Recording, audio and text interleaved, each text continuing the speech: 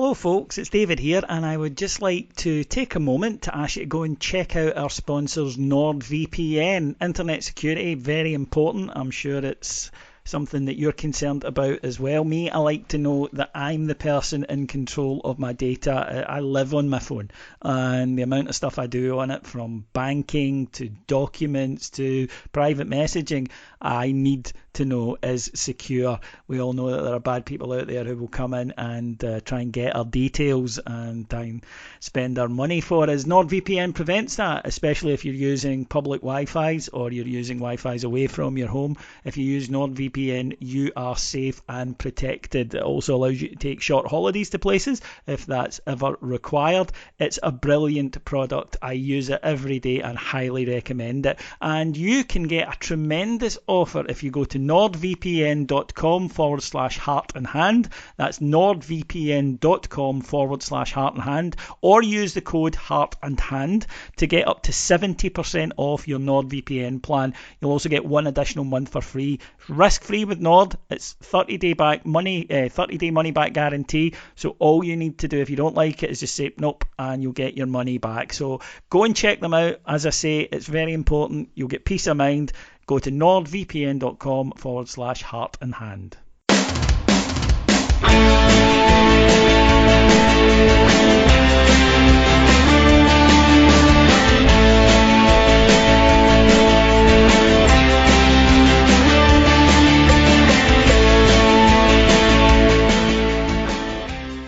Hello everyone, and welcome to Heart and Hand, the Rangers podcast, the podcast that travelled back very unhappy on Saturday afternoon from Dingwall, only to be picked up on Monday with the news of our Ramsey arrival. And we've got our own diet version of Ramsey. It's Martyn. Hello. Wow. Good to be on, David. Thank you very much for that rousing introduction. Well, you know, up until yesterday, you were undoubtedly my favourite Ramsey, but second place now, and I haven't even seen Aaron's wife yet. So, but we're you know, you're sticking in there. Fair enough. And joining us as well is Andy. We can't spend any money or bring in big players, McGowan. Well, you know, I'll delve into the details of this deal later and prove myself correct in a mental gymnastics fashion. Hey, listen, we live in Scotland. Mental gymnastics is a sport at which this country excels, as we've already seen from the reaction to the signing. Yes, Aaron Ramsey, we will talk about Saturday, obviously, folks, as we look ahead to tomorrow night. But yes, Rangers transfer business wrapped up. 2 moves, really, over the last few days. 3, in fact, because the young Paul Zakowski arrived, who I love. I think he sounds like one of those 70s American detective shows. You can just imagine, can't you? Like, you know, the chief saying, I've had it up to here with your shit, Zakowski. He's like, I get results. Anyway, he arrived as a replacement for Nathan Patterson, but the bigger need, I think it was fair to say, was on the right wing and in central midfield. And Rangers brought in Amad Diallo, a youngster for whom Manchester United paid up to £38 million for to play in the right wing. We had a look at him on Saturday, and I think it was pretty encouraging. And then yesterday, transfer deadline day, of course, and we woke, Martyn, to the rumour that Rangers were not only interested but potentially close to a deal for Aaron Ramsey, Juventus, formerly of Arsenal, Welsh international, player we all know famously how much he gets paid. Yeah. And I'll be honest, see the collective response I saw. I don't care if you're an optimistic Rangers fan, if you're a glass half empty guy. It didn't matter. The reaction collectively was, aye, right. It just didn't compute when we first heard. No. Well, yes and no. The kind of nonsense that we've come to kind of expect on deadline day. There's always one, right? There's always one absolutely ridiculous flyer. And I don't think it was ridiculous that Aaron Ramsey would be searching for a move somewhere on deadline day, or that Juventus would be keen for that to happen as well.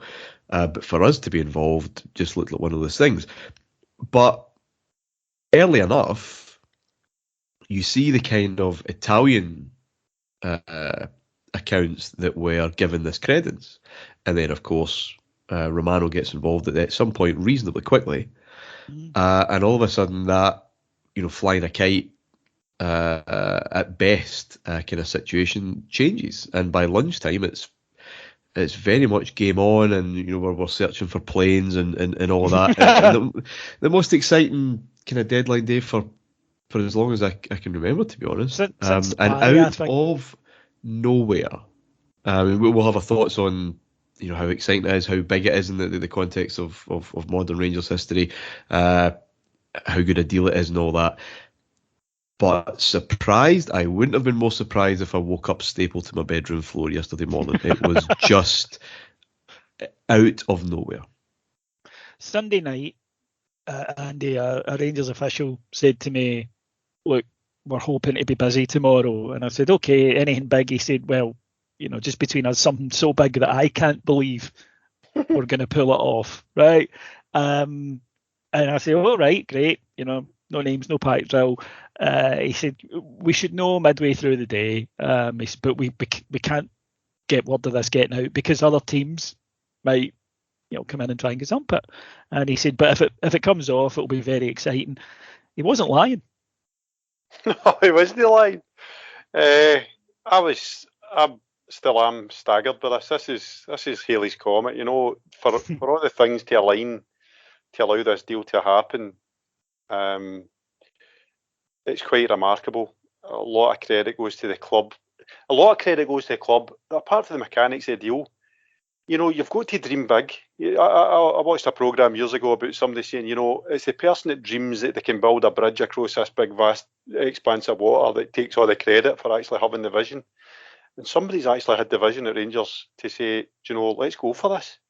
This is a possibility. And then to actually execute it and follow it through in an environment where, Aaron Ramsey isn't somebody that couldn't go to the Premier League right now. To get it through and done and dusted without a whisper in the press until the very last day, and for it not to be gazumped by, let's face it, far bigger fish, financial fish than us, is something really, really staggering to me. You alluded to the fact that on Twitter the very day before, I'm stating with some conviction that I don't expect there to be much transfer activity because I think, and I still think, that the wage bill has to drop. There's been snippets of how this deal came about since then, and it seems to be a fairly unique deal in terms of how it's structured. And Ross Wilson is going on record as saying it doesn't break the wage structure. He's not even. I don't even think he's the most expensive or the most highly paid player at Rangers right now. So for that to happen, last week or for the past few weeks we've been saying, all right, a number 8 and a right winger. Holy shit, Aaron Ramsey and a 38 million teenager for Man United. Okay, we're not buying them, but it's maximising the quality that we can get in for this title tilt. Utterly staggering piece of business by Rangers, I've got to say. Yeah, I mean, it really is. He's a top player now. Clearly, there have been injury issues in the past with him. All through his career, he's been unfortunate with injury, it's fair to say, Martin. Did play for Wales. Hasn't played much for Juventus over the last couple of months, but did play for Wales back in the last round of international qualifiers.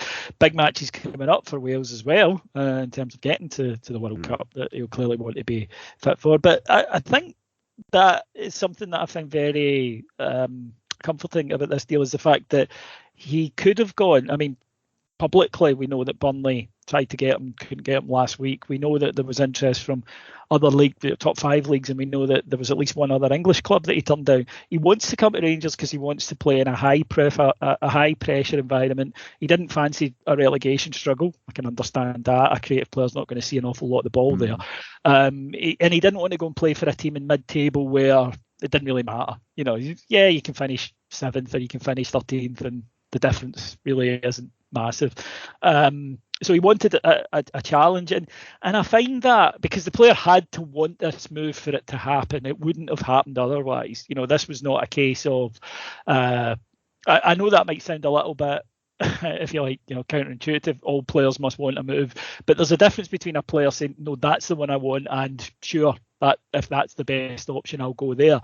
And I do take a bit of heart from that. No, I think you're right too. I think you're right to take a bit of heart from how well we've sold this, because if I'm reading it correctly, there might have been other deals that benefited Juventus more than ours.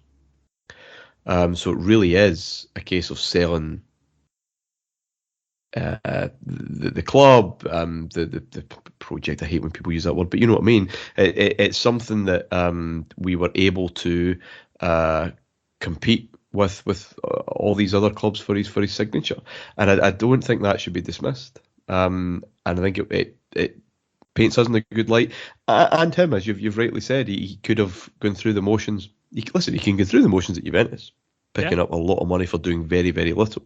Sounds good.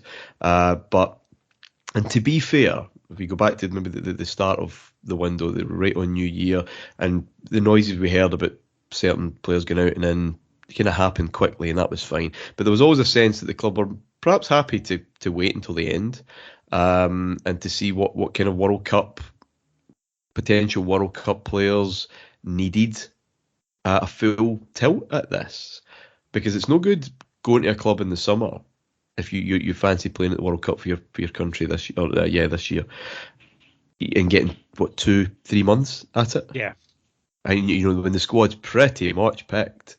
Now Ramsey will be, if Wales get there, Ramsey's going either way. But just in terms of getting themselves up to full speed in order to give off their best, and the only opportunity that he would ever get at playing the World Cup, you would think, given his age. Then it makes sense. It makes sense all round. I did joke, and I was joking, well, at least half joking on Twitter, that this was like the old days, really old school Rangers hubris, discounting cost or injuries, the fact that he might have a blue badge in his car by this point. It's just, a big name to get through the door to kind of assuage the growing lack of content amongst the support after Saturday. But the actual structure of the deal, I'll let Andy explain a bit more about that, because it's almost unbelievable how well this is done, how this suits us. But it's actually a kind of no-brainer, really, when you look at the financials. How long is it going to take to get them up to speed is a big question, and can he stay there when we do is obviously another big question. But in terms of talent, you'll have heard, David, you'll have heard it many times or read it many times that Ramsey's just in a different league from anyone else around him. And the same goes for Aaron Ramsey in Scottish football. Yeah, that's the thing. In terms of fitness, the manager has already said in the press conference today that he won't feature against Celtic, which I think is understandable. Disappointing for us as fans, obviously, but you don't want to. I think, Martin, it was you that pointed out a couple of years ago when we all got carried away when Ryan Kent came back, played him against Livingston. He did his hammy after half an hour. You do have to be. We need to trust the pros on this. There's no point having all these sports science experts and then saying, I'm sure it'll be fine. And players could be standing there on one leg and they'll say, yeah, give it a go. So you do need to go with that. The thing on that, Andy, is that I believe that Rangers had the squad to win the league anyway. Now, might be tight, but I believe Rangers had the squad to do it. Ramsey coming in could just be almost like what we had a couple of years ago, where you had the core of or last year, in fact, you had the core of the squad that was good enough, but we got in guys like Roof and Hadji, etc., who gave us that wee bit more that season and pushed us over the top. I tend to think Ramsey can do that. That it might not be about that he plays every minute. It's what he does in the minutes he does play that could be important, because he does get goals, he does create things, he does make things happen. Yeah, I think we were flagging psychologically. I always thought after last year the biggest challenge for us this year wouldn't be football wise. It would be to even get close to the intensity of what we had last year. Very, very hard to do that 2 seasons in a row. And we've done all right this year. We've had the Aberdeen result, we've had the Ross County result, and I think that there's been a kind of existential crisis. We're thinking, we're going to throw this away, when actually, when you look at it from afar, it's perfectly normal to drop points in the cut and thrust of a league campaign. And there's a danger that you then start looking too deep into 2 results, which weren't losses, right? I know they weren't good draws, but they weren't losses. So I think that the bringing in Ramsey as a footballer, you've said it, he's going to take us up a notch in terms of what we've got in midfield. There's no question about it. He's an absolute Rolls Royce, a player when he's fit. But I also think it gives the whole place a boost. It will certainly give the support a boost. And there's been a lot of noises made out of the other side of the city because they've been having kind of successful so far transfer business, and we've quietly went about our business. And as I said earlier, we've maximised the bang for our buck. We could have went out and spent. Now I don't know the numbers, but let's say it's a $2 million loan fee for Ramsey. We could have went out and spent $2 million on another player, up and coming from Europe. Under the radar, great potential. Would that help us in the here and now? Probably not that much. So what we've done is we've went out and spent it on somebody that we know can come in and, injury willing, that he will, by and large, make an impact. Diallo, much the same, a guy of that talent. Is it likely he's going to come up here and not be able to contribute? It's highly unlikely, is what I would say. So he already has. He's shown. Yeah. So I think we've went out and said, right, listen, let's whether it's the parts of money, whatever, we've went out and said, right, let's get as much bang for our buck as we can, and we've just attained 2 players, albeit on loans, that we couldn't dream of getting under normal circumstances.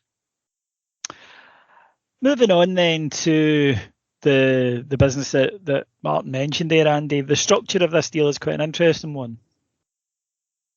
It surely is. You got to tell me it. Yeah, that's what you're here for. You're Rangers' unofficial accountant, I was told. No, official accountant, you were told. Oh, right, okay. Sorry, I missed that. I added my own on. I know. It's a heavy burden, let me tell you. So, the only thing we know about it is what was in the Telegraph, and they weren't giving much away. But what we do know is it hasn't broken the wage structure. And the only glimpse we've had at the wage structure is the fact that we know that Goldson, for one, isn't going to get his wage demands met, so it looks. So the Rangers, and I'm not going to bore everybody to tears about this because I know I've bored everybody internally at Heart and Hand Towers on this subject, but I've got a very strong conviction that our wage bill has to go down, not up, right? And even if we get Champions League money might extend it for a wee bit longer, but I think generally speaking we need to get our cost base down by 2, 3, 4 million in the wage bill territory. So that's why I said that on Twitter on Sunday, and then the next day I wake up and we're going for the most expensively paid player. It was like somebody's like, let's take the piss out of Andy.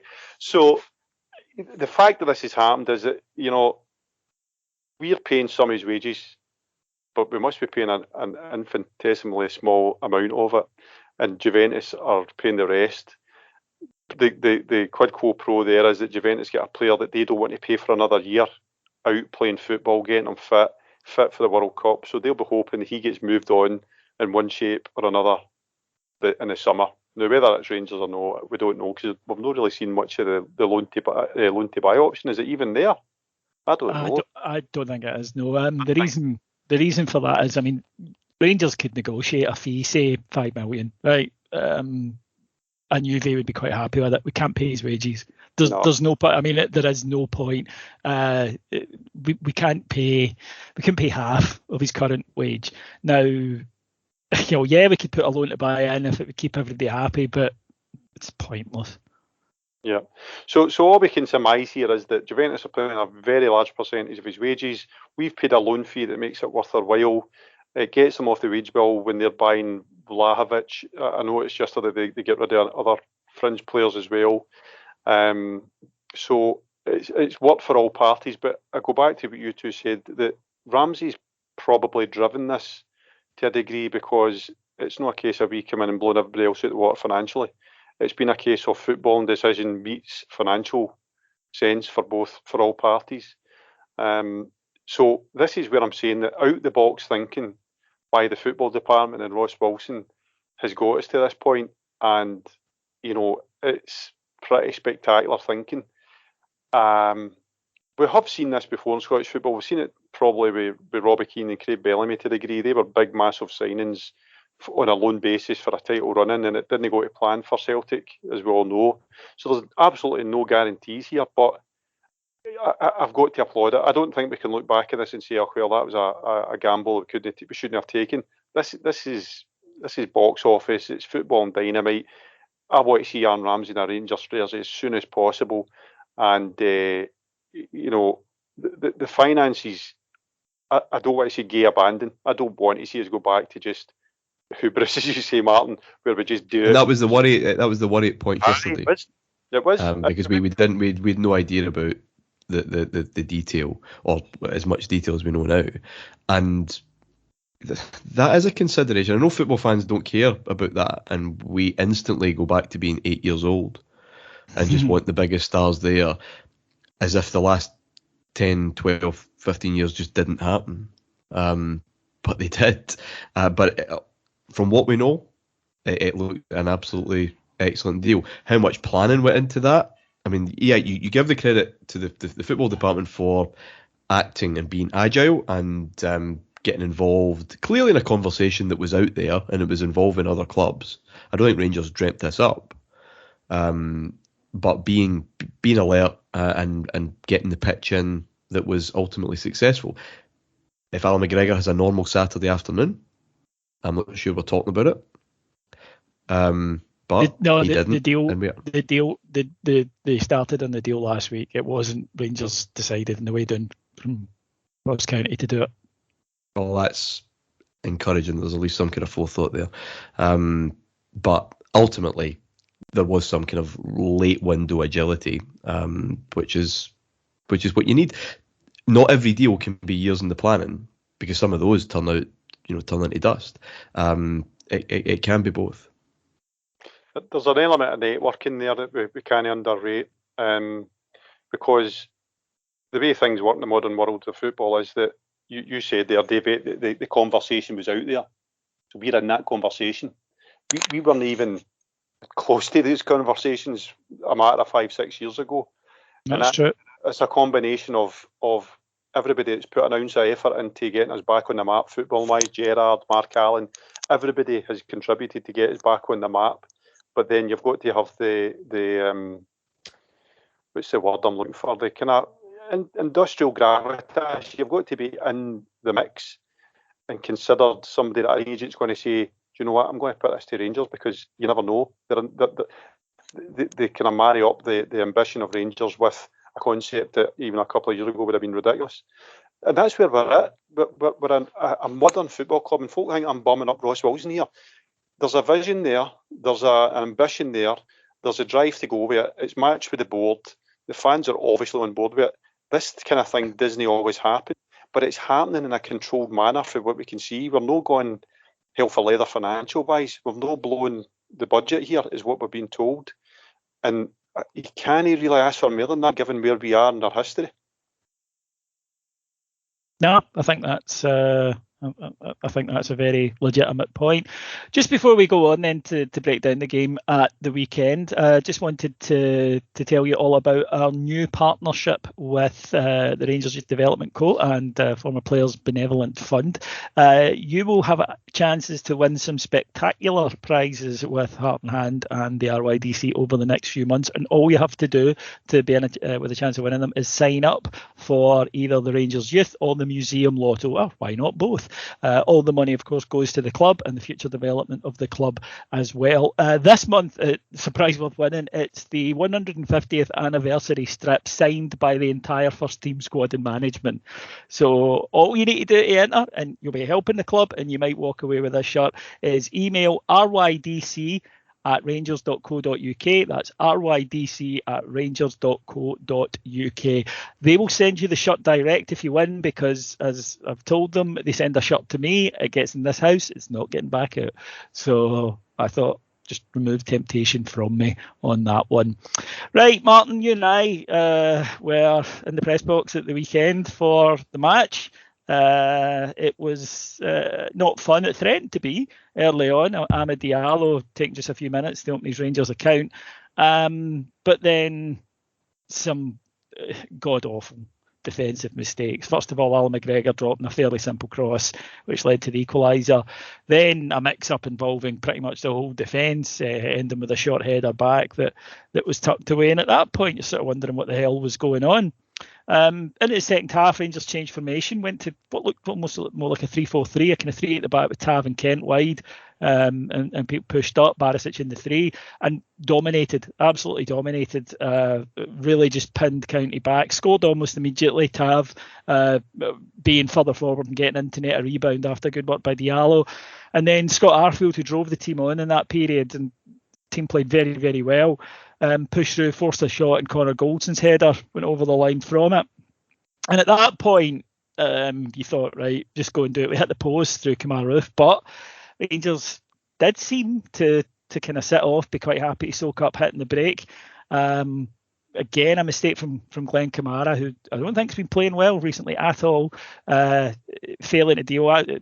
John Lundstrom had been brought on. He played a sort of wildly ambitious pass. It didn't work out. Then from that resulting throw, Kamara failed to deal with it. Led to a corner. Another howler from Alan McGregor. There's no getting away from it. In the 97th minute and 2 points dropped.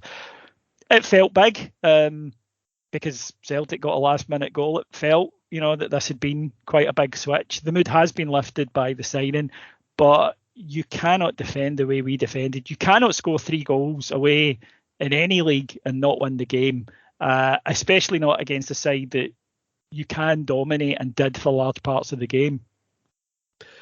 No, it was just a weird old afternoon because some of the attacking play was as cohesive and exciting as we've seen for a while, especially on those occasions when we had to break and we were on the counter, which gives some kind of degree of hope for tomorrow night. A debutant looking the part, and we're in a bit of a situation, and as you said, that second half responded really, really strongly. But it's just individual errors again, which I don't think the management can be blamed for. This notion of sitting back, it's becoming that's becoming the kind of dominant narrative trend now, isn't it? Pittodrie definitely was that switch to kind of 3 hold midfielders after 60 odd minutes. That was too soon, and for no real need, because I think Aberdeen were particularly dangerous. So that was definitely on the management. What other options, of course, available is another matter. I'm not entirely sure this was as pronounced as that. I felt in the first half, and not for the first time under this management or the previous management, that we got the start and there was just a feeling that, well, that's it. We've done our job. We'll be fine. I do not believe that after 3 or 4 minutes, Rangers were batting down the hatches and digging in to, maintain a 1-0 lead over the mighty Ross County. I just do not accept that after, just a matter of minutes. I think we just kind of stopped. We're very, very complacent. And even at 3-2, we 2 good chances to win the game with Roof and Sakala. I felt that we were kind of still looking to go forward. There's a natural tendency, of course, in a game as it ticks over 90 minutes just to retreat. That, I think that's just natural in football. But there were 2 errors, 3 errors if you include the Lundstrom one. But that's a throw in way in near the halfway line. No, so it was just a really frustrating, needless. And that's been the story of our season, I think. The needless points that we've shipped, especially the 3 draws at home to Motherwell, Hearts and Aberdeen. A lot of talk about turning points and pivots on the journey home, David, and on social media and whatever else over the weekend. And I get that. We lose an injury time equaliser, they score an injury time winner, and it's fate this, fate that, and fate the other. You don't know where the pivots are until you know the end of the story. You leave that to historians to make sense of when the dust is settled. But that's what's cost us. That's what's brought us into a title race that we shouldn't be in. This should be done. And it's been silly errors in those games. But I've heard it mentioned that it's a must win on Wednesday or a must not lose. It's not a must not lose for Rangers. Being 1 point behind, that's the worst case scenario in the 2nd of February. Getting this tranche of fixtures that on paper are kinder to us. I just don't buy the kind of inevitability of doom, even if the worst case scenario happens on Wednesday night. It's a must not lose for Celtic, tell you that much. To be 5 behind with that kind of thought. But yeah, in terms of Dingwall, and those other silly points, it's application for me. It's switching on. It's individuals just not quite being at it. Andy mentioned the intensity that just hasn't been there from last season. Again, with human beings, we've talked about this umpteen times on this show, and I keep saying it's the first question I ever asked at a press conference on that first day at Livy. Is the biggest challenge your internal motivation, your internal hunger? And yes, would be the answer. Yeah, Andy, not a lot I would disagree with there in what Martyn said. It is that sense of frustration. I actually didn't feel that bad after Pittodrie because I thought that we just didn't play well, and okay, we didn't hold it was a penalty. But one of the things about this team this season so often, and it has, you can look at last season as well and pick out moments and even further back, they have this habit of conceding to a corner in the last minute. Mm-hmm. And it happens too often to just be bad luck or amazing corners. Already this season, 4 points in the exact same circumstances, Hearts and Ross County. Last season, Scottish Cup against St Johnstone and the League Cup against St Mirren. There is a thing with this team that defending a set piece in the last minute, there's an uncertainty. And yeah, but look, I think we all, if we're honest, in our heart of hearts, felt on Saturday, this is, what's coming now, and sure as fate it did. I think the team have that in their heads as well. I think there's something in that. I think as soon as we went to the 7 minutes into the time, we were all thinking about this kind of scenario unfolding. I actually thought, I know we're talking about pivots and turning points. I thought when Roof hit the post, I'm thinking that. I hope we don't regret that. It was just the way it hit the post, flung out. Arfield misses it as he flies in. I'm like, that should be a goal. I hope we don't regret that. Because we were up at Ross County earlier in the season. We lost a couple of goals there that we should never have lost. There was just this softness about us up there. In isolation, and if you look at the league table and the results without the passion and the knowledge of what went on in individual games, then we're in a decent position. But it's the nature of how we lost that there. I just think that those 3 games you've highlighted, Martyn, the Hearts, Aberdeen and Motherwell at home, are the real cause of why this hurts so much. Because if we'd won those, then we could have lived with coming away from Pittodrie with a point and even coming away from Dingwall with a point. So we're in a battle, we're in a title race, and I totally agree with you, Martyn, that this game on Wednesday, let's not get hysterical. It's the second Old Firm game of the season. If we're 1 point behind, all right, we were 6 ahead the week before, 3 weeks before. So for that context, it's not exactly appetising. But that's I think a key point that you've just said. We were 6 points ahead, and within a fortnight, it could be completely turned around. And you can't dress that up as in any ways other than saying that is one hell of a wobble. Now, it's not the end of the world. The league won't be won or lost for either team, in my opinion, on Wednesday night. But even so, you can certainly understand fans looking at what would clearly be a downward trend. No, I totally agree. I'm more looking at Wednesday for a point of view of not so much the points. I'm looking at it as momentum. I think Wednesday is a momentum game because whoever wins that will get an immediate bit of momentum. And I want it to be us, or I want us to stunt theirs, more or less. If we get a draw, then I think that would be acceptable.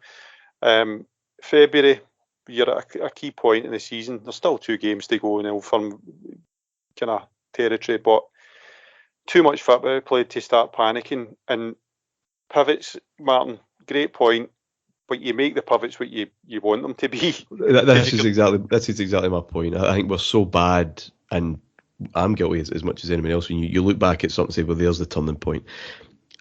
I don't really actually believe that the games are turning points. How football teams, any sports team, individuals deal with the outcome of that game is that's the pivot.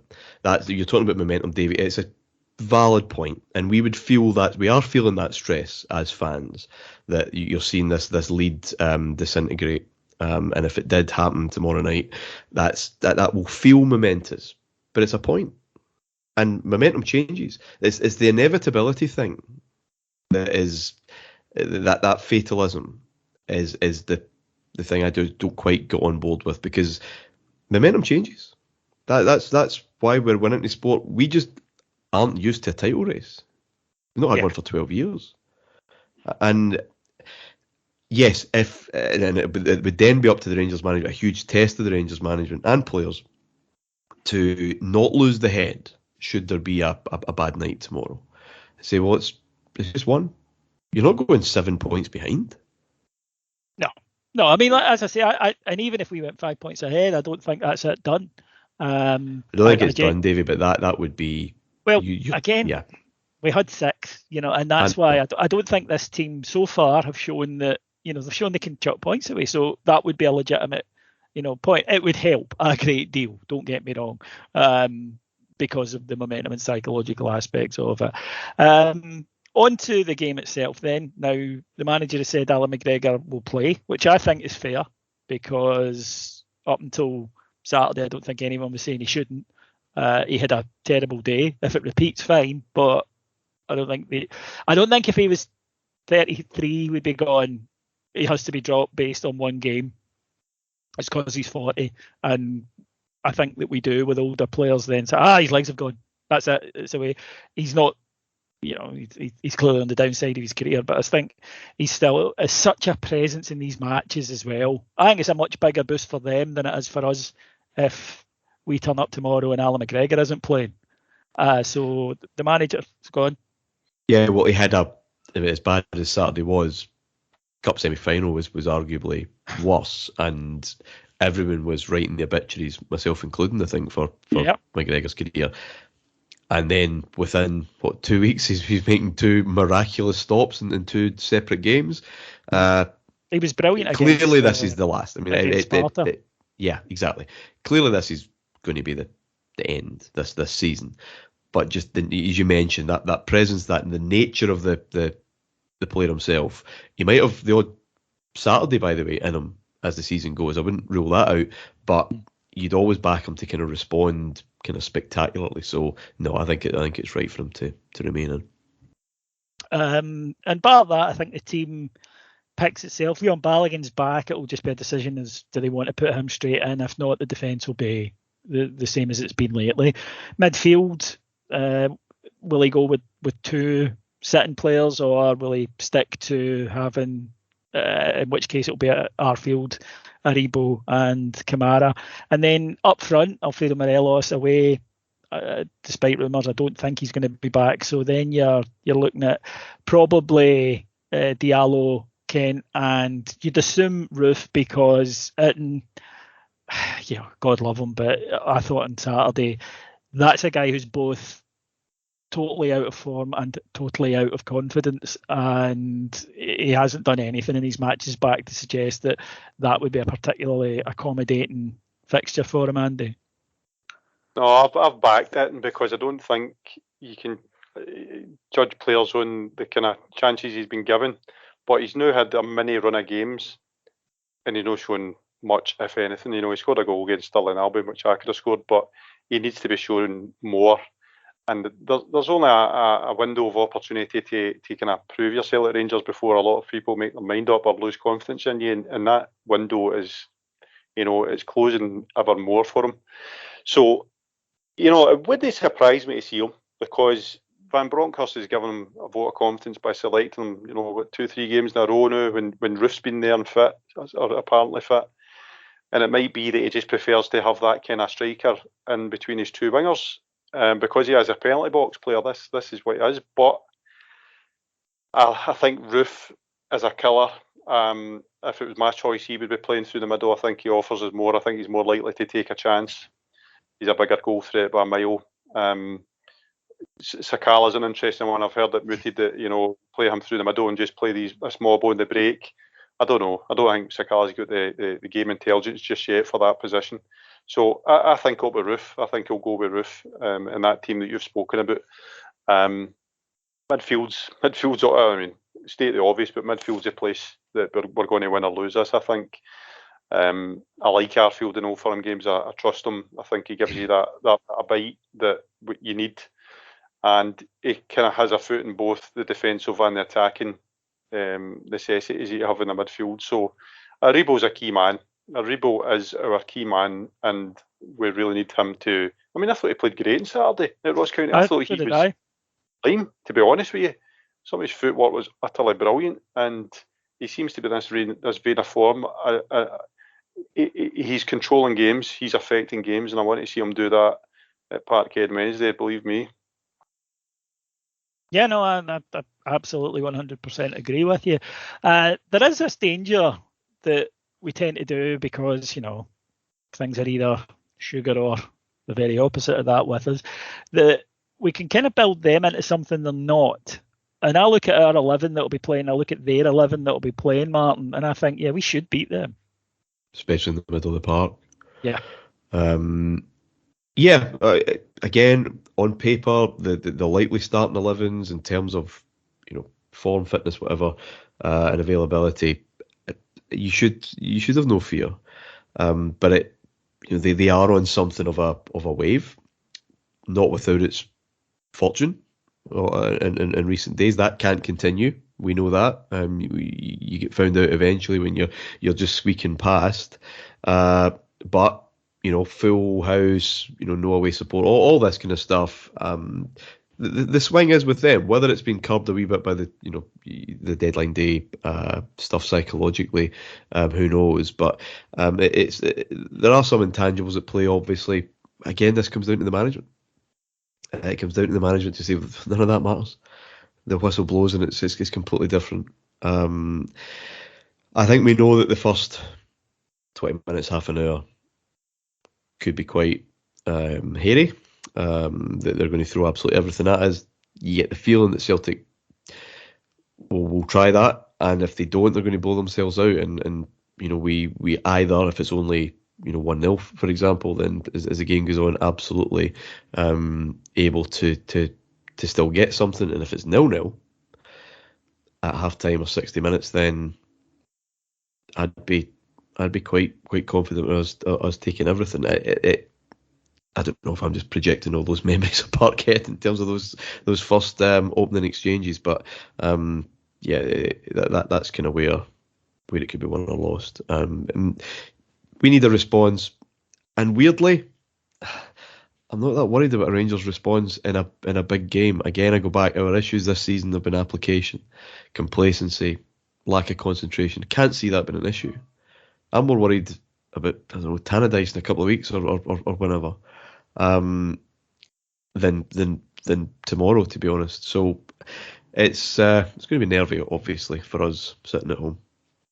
Yeah, absolutely. I can already feel the battle fever kicking in. But on a point that he made there, Andy, that is that Celtic, as they've shown, they really have to, they got there on Saturday, but they really tend to have to do it early because they do tend to die in their arse after about an hour. They will go all out to not only take the lead, but to put the game away in the first half hour. That's, I think, where the game's won and lost. If Rangers ideally go and completely flip the script and go and take the lead themselves. But I think there's also a belief within them that if they don't have the game won at that point, they're not going to. I think that's fair comment. I've not watched them that much, but they do tend to have a whirlwind start, and then naturally it just fades away. It reminds me of Warburton's teams in many respects. They were kind of similar. I just hope that we meet fire with fire for the first minute, because we spoke earlier on, or we touched on the fact that this kind of notion of Gio's team sitting back or being absorbing pressure once they take the lead. I just hope we don't go out with that mentality of let's batten down the hatches and just see where we're still in the game after 20 minutes, 30 minutes. I want to see us take the game to them. I really do, and because I don't think a lot of teams do that to them. You see it in Europe, and you see that they lose a lot of goals. So an interesting approach for Gio. I think it's a different approach for Gerrard in terms of mentality. I mean, Gerrard's steel always came through in the performances at Parkhead, whereas with Van Bronckhorst, I think is a wee bit more clinical, this kind of technical Dutch aspect. Maybe that's me just being stereotypical, but I take the experience for Tynecastle, where we went 2-0 up early doors and then we kind of shut up shop. I want to see that. I want to see us go for them in the first 20 minutes, just as they think they're going to go for us, because we know that you'll get space. And the boy Diallo and Kent usually raises his game against Celtic, and whatever other pace we can have in the team, I want to see us exploit that. So, let's go for it. Let's not sit back and invite them on, because I think that would be the worst thing we could possibly do. Yeah, I absolutely agree. Go and win this game. It's there to be won, and rather than sit back and say, well, it's a must not lose, don't go in with that. Just go, if we win this, as Martyn says, then it makes life a hell of a lot easier moving forward for the rest of the season. Right, folks, that will do us here. We will, of course, be back on Heart and Hand Extra later in the week to go over what happened at Parkhead and to look ahead to the match with Hearts on Saturday. My thanks to our executive producers in London, Paul Lee and Mike Myers. No, other way around. Mike Myers is the guy from Halloween. Mike Lee and Paul Myers. And to thank my two guests, first of all, Martyn Ramsey. I've been waiting for you to get those mixed up for about 4 years, but thank you, David. Yeah, you don't want to name somebody after one of the most famous television serial killers of all time. And Andy McGowan. Pleasure as always, David. Thanks. If you want to hear more from us, folks, and you should, because there's so much great stuff over on our Patreon, patreon.com/Heart and Hand. Martyn's new show, Dominant, is absolutely fantastic. It's going to chart the whole of the 1986 to 98 period of Souness and Smith in depth that hasn't been done before. So please go and have a listen to that. You will like it. Right, I hope your team wins tomorrow night, folks. On the Rangers. Take care, everyone. Bye-bye.